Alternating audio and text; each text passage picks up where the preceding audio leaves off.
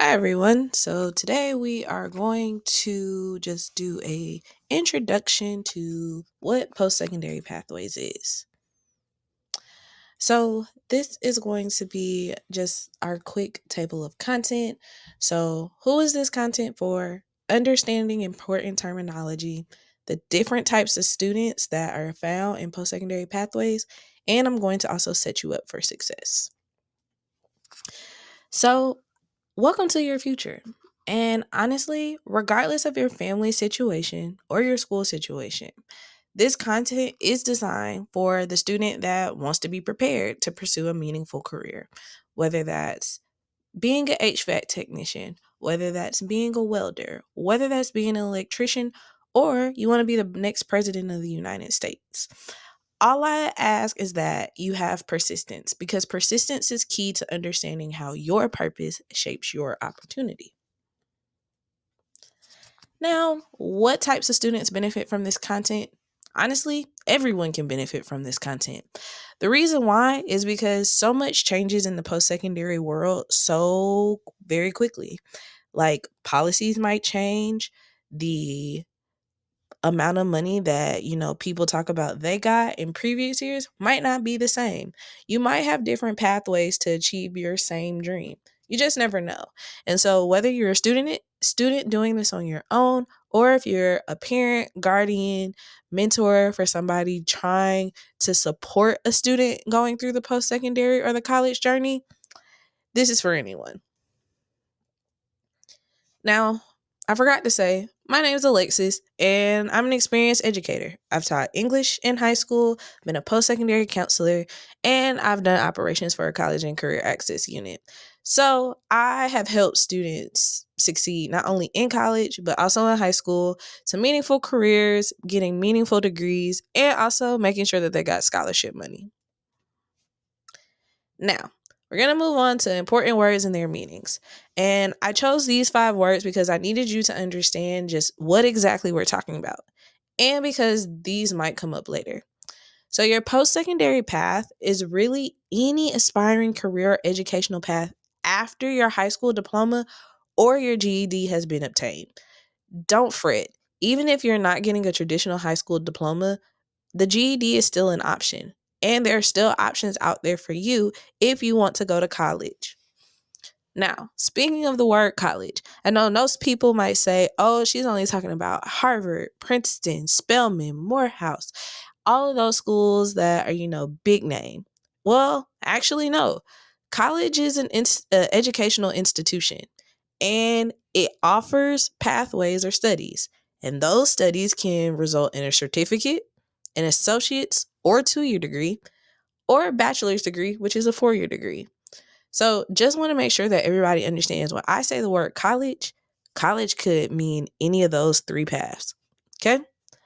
Academic rigor is going to also be important because that is really talking about courses that, have challenging material, and they also require you to think critically and deeply. Now, core classes. And everybody might be like, well, why are we talking about the definition of core classes? Well, because one day when you read your transcript, you're going to realize that you take core classes and electives. And the core classes are usually categorized in the fields of English, math, science, and social studies. And I know some people might say, but what about foreign language? Well, depending on the institution and depending on the state in which you're graduating from, sometimes foreign language is also counted as social studies, or there is an asterisk next to social studies, and they say you also have to take foreign language to fulfill these requirements. And then we're going to get into your core GPA. So your core GPA is the grade point average calculated using only grades from courses considered part of the core academic curriculum. So remember, I just told you those core classes, yeah, you get a core GPA. So the GPA that you might see on your transcript includes your electives. But when it gets down to the nitty gritty of any college application, they're really going to be looking at your core GPA because they want to see what you actually know and not see that you got hundreds in PE for 4 years straight. Okay? So Moving on to what types of students are seen in college according to the college admissions professionals.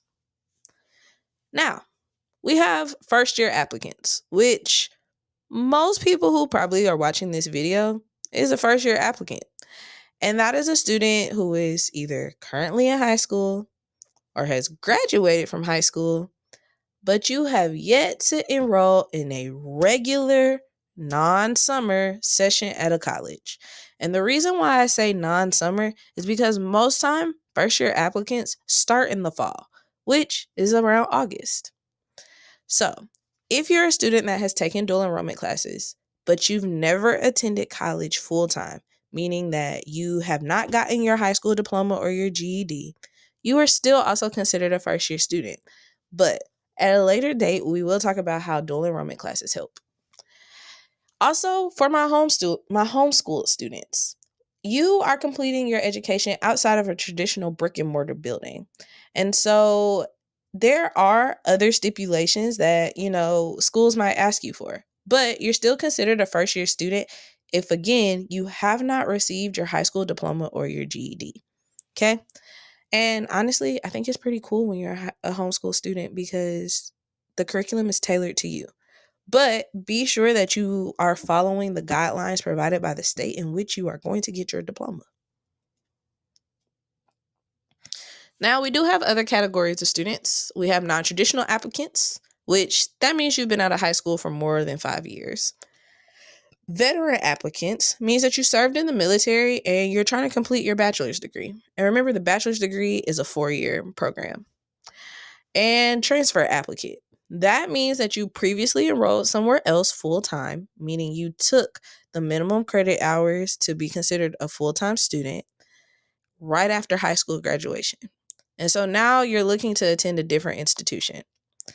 You are considered a transfer applicant, friend. And it's okay. A lot of people transfer in order to save them money, save them time, finish out certain pathways, or even just because life be lifing. Now, I get this question a lot. Does my family makeup matter in post-secondary admissions?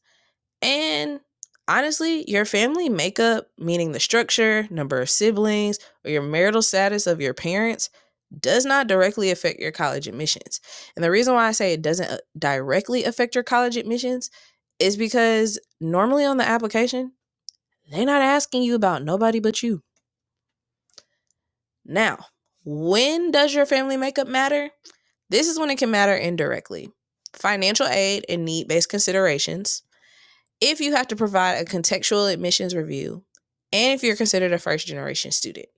The reason why this shows up mostly when it's time to talk about the money is because that there are a lot of grants, scholarships, and programs out there for students that might have experienced homelessness, students that might be wards of the state, students that might be first generation, which means that neither one of your parents, whether born biologically or adopted, have attended college. Or it speaks to just your experience in the schooling pathway, because you might say, well, I was having to care for my siblings, or my parent might not have had the means. They were still physically in the household, but they weren't able to take care of me or siblings or the both of us.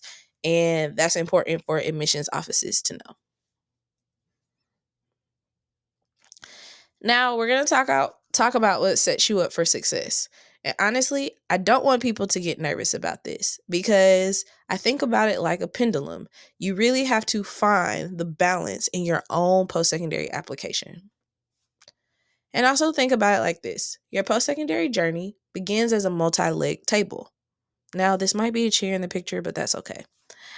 But I want you to realize, like, when you have one leg on a table, if something happens to that leg, the table is done for.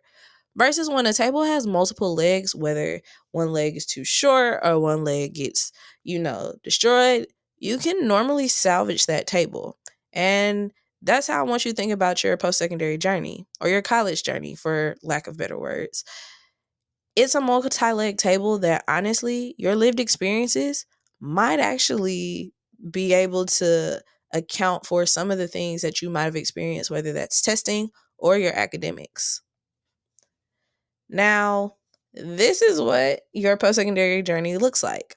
At the top, we have your life experiences because you still have to live and you're still human. So, how you see the world, how you've experienced the world, will definitely shape your post secondary journey. One leg of your journey is your essays or your short responses.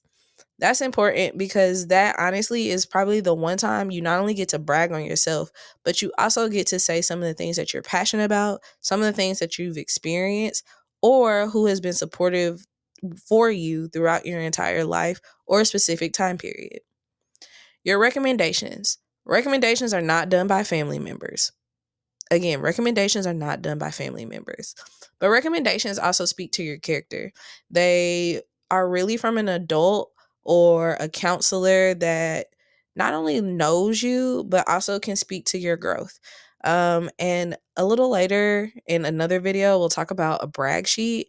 And this is important because sometimes I might have known you for 4 years and can't remember what you did freshman year. So that brag sheet comes in handy. Your academic rigor is another important piece because you do want to show admissions reps that you've challenged yourself. So let's say you want to be a graphic designer. Well, have you taken an AP art history? Have you taken maybe an AP English so that you can understand how language affects art? You never know what classes you might take, and also you never know what classes might change your way of thinking or help you experience new things. And so academic rigor is really important because sometimes that core GPA really does take into account that academic rigor. And if you live in the state of Georgia, your HOPE GPA does take in account academic rigor. You know how you might get 10 points for AP, 5 points for honors? Well, in the state of Georgia, they take all of the weights off and then they add their own weights based on, again, that rigor. And if you haven't challenged yourself, you might put yourself in jeopardy of not being able to receive the state scholarship because there is a rigor requirement. If you want to learn more about that, schedule a consultation. Next up on our multi-leg table, we have your GPA. Now we know everybody's not Einstein. Everybody's not going to get a 4.0. But as long as we see growth, honestly, that's all we can ask for. I'm not asking you to basically tank one full year. But if you do happen to do that, be ready to explain why. Was something going on?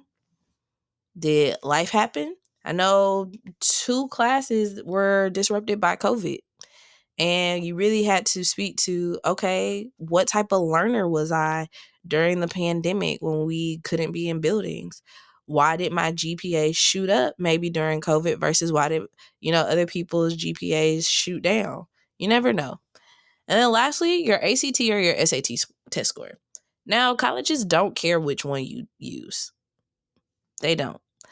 And honestly, the tests are being reimagined. Like SAT went fully digital. ACT is saying that the science section is completely optional. And so when it comes to testing, I always tell people just try your best. Just try your best. And a little known fact, answer every question on the ACT, answer what you know on the SAT. But don't beat yourself up if you have to bubble in because 25% is better than 0. So you don't want to leave anything blank. So this is really just to show you like what your post-secondary application considers. You have character base, you have academic base. Character base is really who are you based on your lived experiences. And in character base, you also have your essays and your recommendations because again, that's the time for you to speak more about your life experiences. And then your academic base is what you do. What was your test score? What was your GPA? It's really that simple. Now, if you have more questions or if you want to get more in depth, send me an email or I'll make sure that I put the link for you to schedule a consultation. We can figure out what our journey together might look like. Thanks for joining. See y'all soon.